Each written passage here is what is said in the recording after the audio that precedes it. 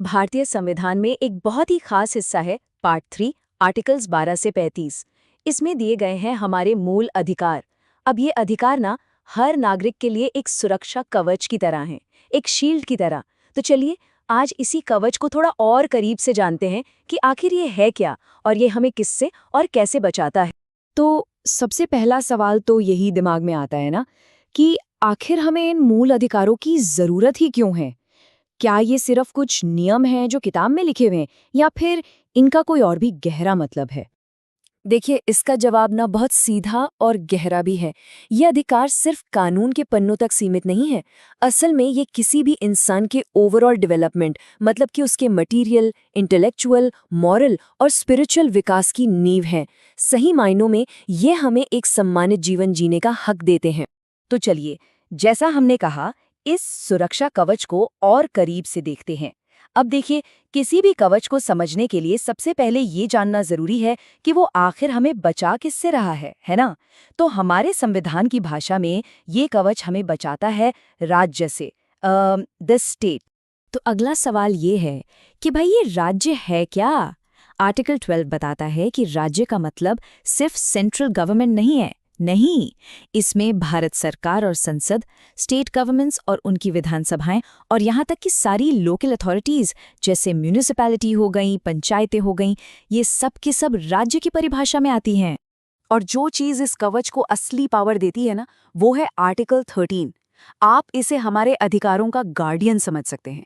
ये बिल्कुल साफ साफ कहता है कि कोई भी कानून, कोई भी लॉ जो हमारे फंडामेंटल राइट्स के खिलाफ जाएगा, वो खारिज हो जाएगा, वो वॉइड माना जाएगा। और ये काम करने के लिए ये दो बहुत ही इंटरेस्टिंग प्रिंसिपल्स का इस्तेमाल करता है। पहला है डॉक्ट्रिन ऑफ सेवरेबिलिटी, यानी पृथक्करणीयता का सिद्धांत।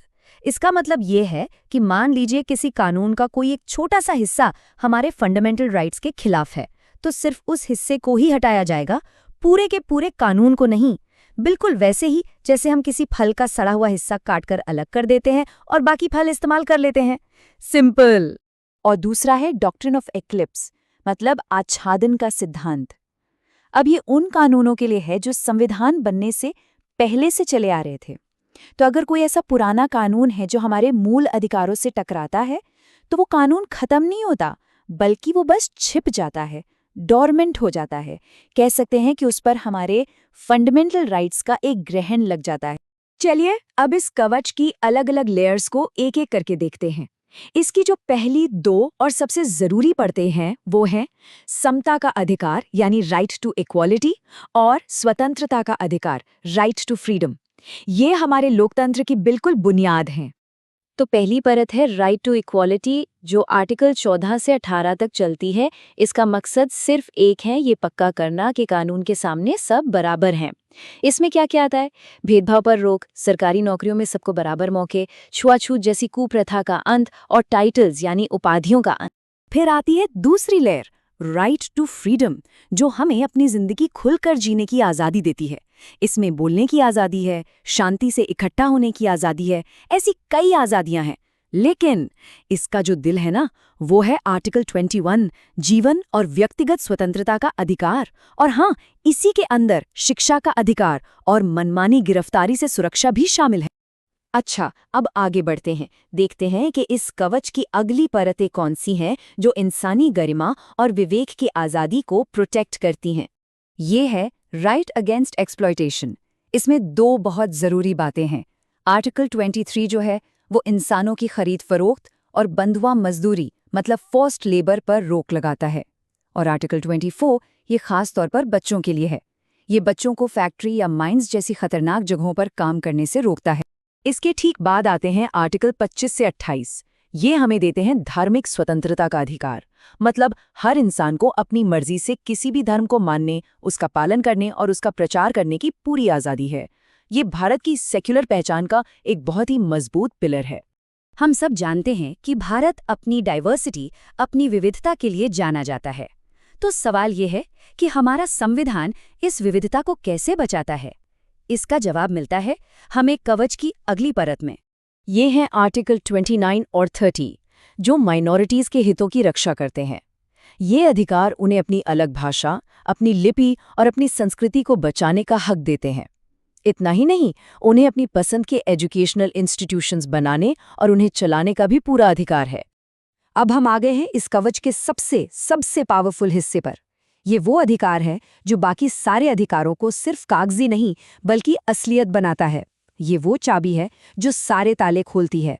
खुद डॉक्टर B.R. अम्बेडकर ने आर्टिकल 32 के बारे में कहा था कि ये एक ऐसा आर्टिकल है जिसके बिना ये संविधान एक तरह से शून्य होगा। ये संविधान की आत्मा है और इसका दिल भी। बस इसी एक बात से इसकी अहमियत का अंदाजा लगाया जा सकता है। ये आर्टिकल हर नागरिक को ये पावर देता है कि अगर उनकी किसी भी फंडामेंटल राइट का उल्लंघन हो तो वो सीधे सुप्रीम कोर्ट जा सकते हैं, और कोर्ट इन अधिकारों को बचाने के लिए 5 बहुत पावरफुल टूल्स, जिन्हें हम रिट्स कहते हैं, जारी कर सकता है। ये हैं हेबियस कॉर्पस, मैंडेमस, प्रोहिबिशन, सेटिररी और क्वो वारंटो। ये वो औजार हैं जो हर नागरिक को दिए गए हैं। तो हमने देखा कि ये कवच कितना मजबूत और कितना ज़रूरी है, लेकिन ये जानना भी उतना ही ज़रूरी है कि ये अधिकार अनलिमिटेड नहीं है। इनकी भी कुछ सीमाएं हैं, और ये भी कि कौन से अधिकार किसे मिलते हैं। एक बहुत इंटरेस्टिंग बात यह है कि सारे के सारे अधिकार हर किसी के लिए नहीं हैं। कुछ अधिकार जैसे आर्टिकल 15, 16, 19 ये सिर्फ भारत के नागरिकों के लिए हैं, लेकिन कुछ अधिकार जैसे जीवन का अधिकार यानी आर्टिकल 21 या कानून के सामने बराबरी, ये भारत की जमीन पर मौजूद हर इंसान को मिलते हैं, चाहे वो नागरिक हो या विदेशी। और हाँ, जैसा मैंने कहा, इन अधिकारों पर कुछ ज़रूरी लिमिटेशंस भी हैं। आर्टिकल 33 से 35 पार्लियामेंट को ये पावर देते हैं कि वो देश की सुरक्षा और अनुशासन बनाए रखने के लिए, आर्म्ड फोर्सेस के लिए या जब मार्शल लॉ लगा हो तब इन अधिकारों को कुछ हद तक सीमित कर सकती है। तो कुल मिलाकर हमने देखा कि ये मूल अधिकार सिर्फ कानून की बातें नहीं हैं, ये हमारे लोकतंत्र की असली बुनियाद हैं। ये हमें ताकत देते हैं, लेकिन हर ताकत के साथ एक जिम्मेदारी भी आती है। तो आखिर में बस एक सवाल छोड़ जाते हैं कि हम सब अपने इन अधिकारों का इस्तेमाल जिम्मेदारी के साथ कैसे करें। इस पर सोचना हम सबके लिए बहुत ज़रूरी है।